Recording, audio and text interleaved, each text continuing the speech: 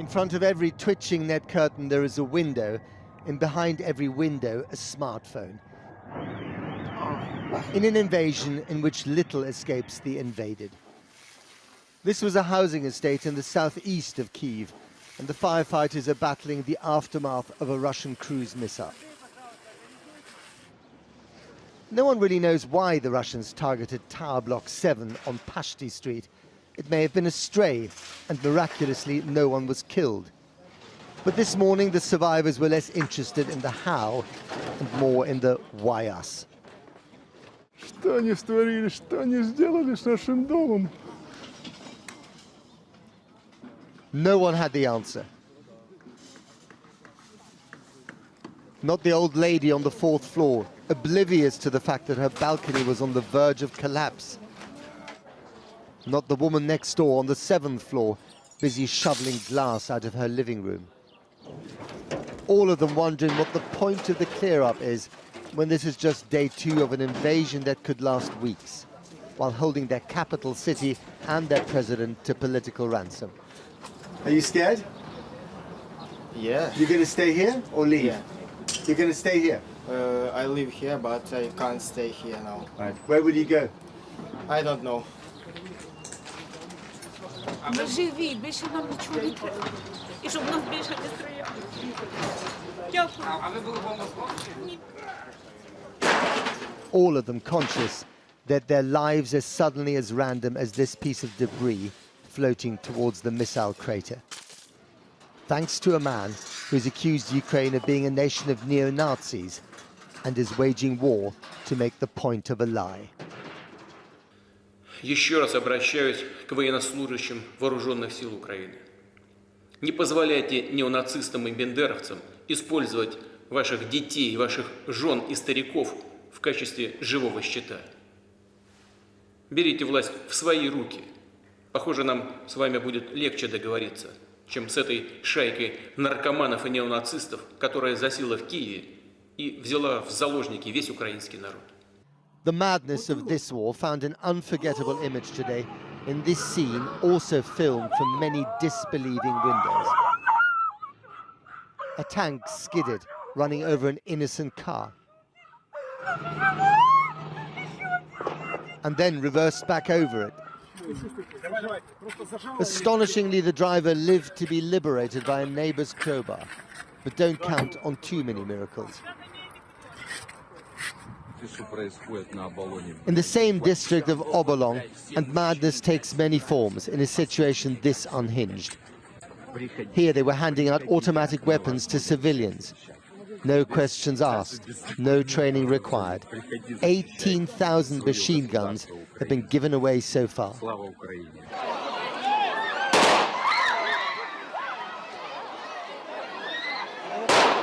Perhaps the giveaway guns explain the chaos at the central train station.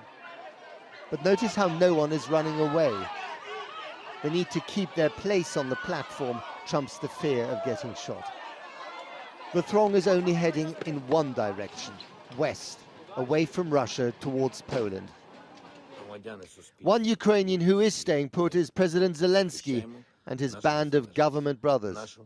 He lists them one by one in his favorite selfie format before the obligatory battle cry, "Glory to Ukraine." Slava Ukraine. They're also staying put in their new home, the metro station under the railway terminal. The citizens of Kyiv have traded the lockdowns of COVID for the subterranean lockdowns of war. Life in the bunker in 2022, as they wish the new commuters to the front line a good day at the office. Now, this is being called the biggest ground war in Europe since the Second World War. Men of fighting age are now forbidden to leave under Ukraine's mobilization order, while queues of people have formed outside recruitment offices, obeying the call to come to the country's defense. Our international editor, Lindsay Hilsum, joins me now from Dnipro in the east of the country. Lindsay. Matt, Matt, it's a cold, misty night here in Dnipro. I don't know what this poor visibility is likely to do for Russian operations tonight. What I do know is that Kyiv, which is north of where I am, is under heavy bombardment at the moment. That is the second city. Now, Ukrainian forces are doing what they can. They are lined up. They are trying to push back the Russian advance, and they have had some successes. They have managed to destroy some vehicles. I have certainly seen evidence that they have managed to kill a few soldiers here and there.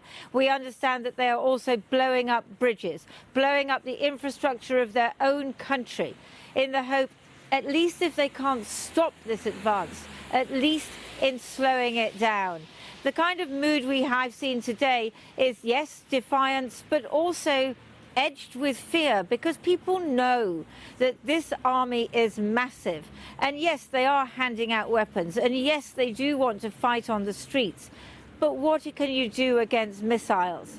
At the same time as what's happening in Kyiv, also around the Black Sea and the Sea of Azov, we're hearing reports of an amphibious landing in Mariupol. That is not confirmed yet. But what we do know is that the Russians are advancing there, and that is several hours' drive south of where I am.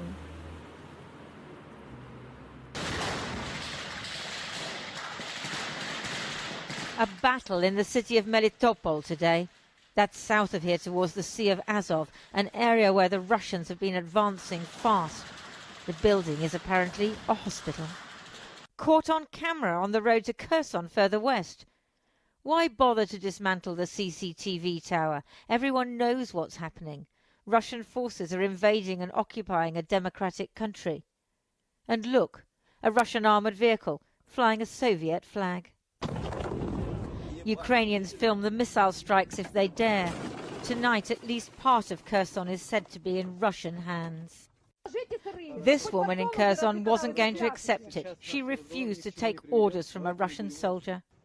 Якого х**а тут робите? Ну, сейчас наш с вами разговор ни к чему не приведет. Вы оккупанты, вы фашисты, вы пришли на нашу землю. Какого х**а вы пришли с оружием к нам? Кто сказал?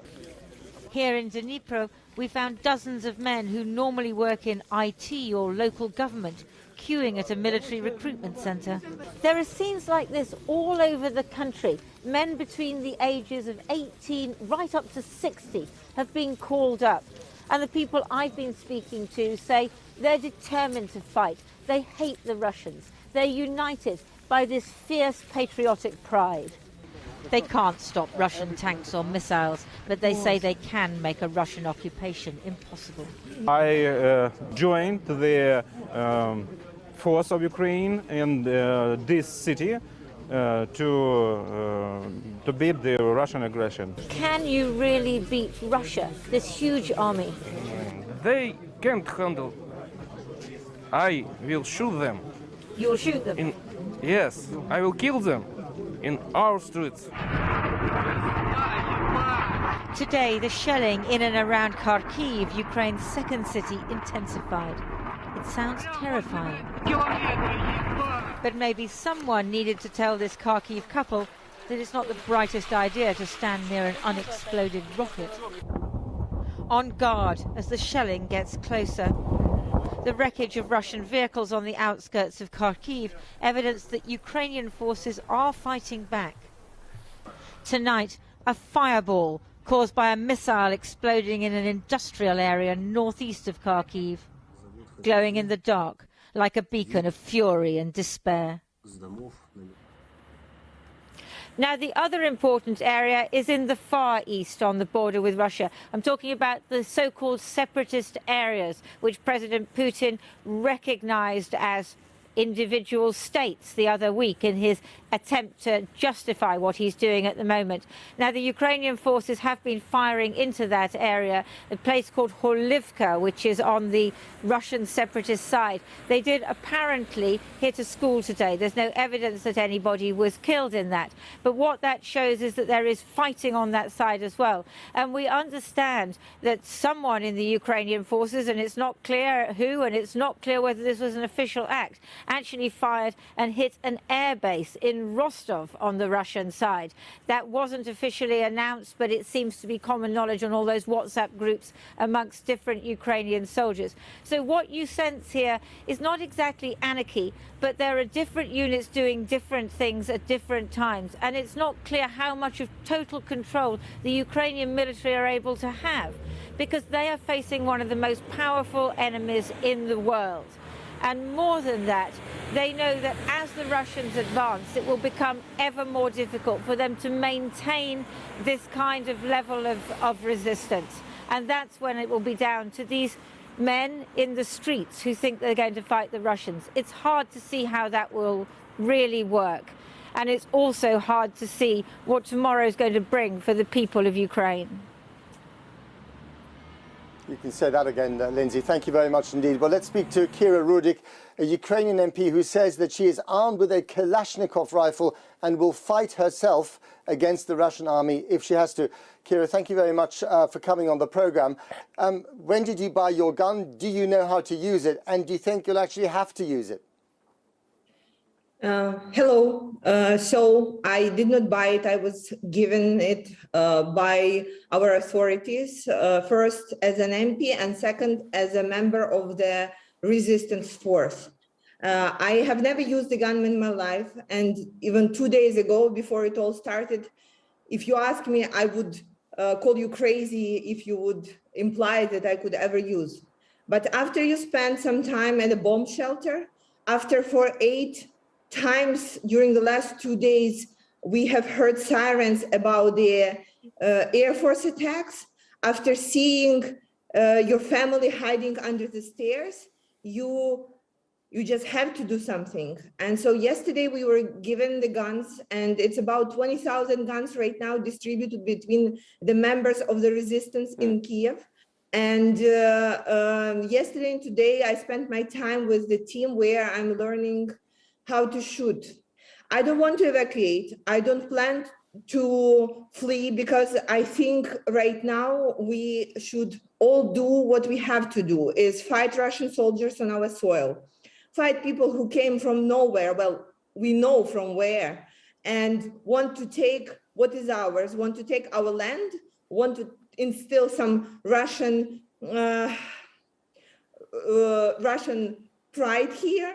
And with just because they don't allow us the right to exist. Putin said he doesn't allow our country to exist.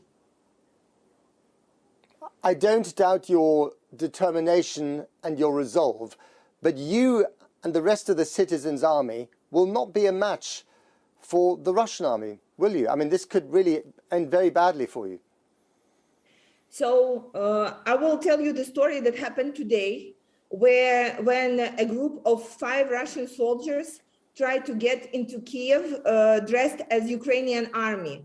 They were disarmed not by our regular forces, and they were killed not by our regular forces, but by the people like me, by the resistance, because we were able to move quickly and our troops were able to find and disarm the intruders. So I really pray to God that I wouldn't ever have to use and fire the gun. However, I know that I will do if I have to. And right now I know technically how to do it and get, as my fellow friends say, get less bruises. Does your family understand why you're doing this, your children? Yeah, my family does understand this, and everybody here in Kyiv who stayed, who didn't flee, they know that we will have to protect ourselves. People are preparing Molotov cocktails. People are preparing to what's coming. You know, we have been in war with Russia for 8 years, so we know very well what kind of force is coming in.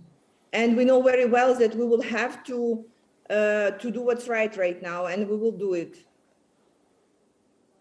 I don't know if you heard the crumps of artillery or shelling that I heard just a few minutes ago, not far from here, I think, did. by the river, which is a couple of miles. Windows are trembling.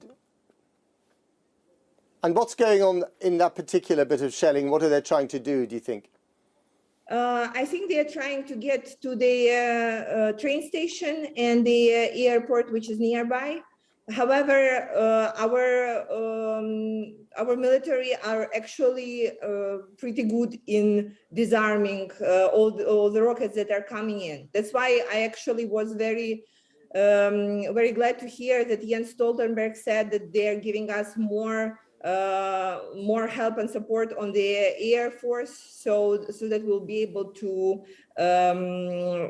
if we cannot get the no-fly zone from NATO forces, we can get it ourselves with the ammunition that they're providing us.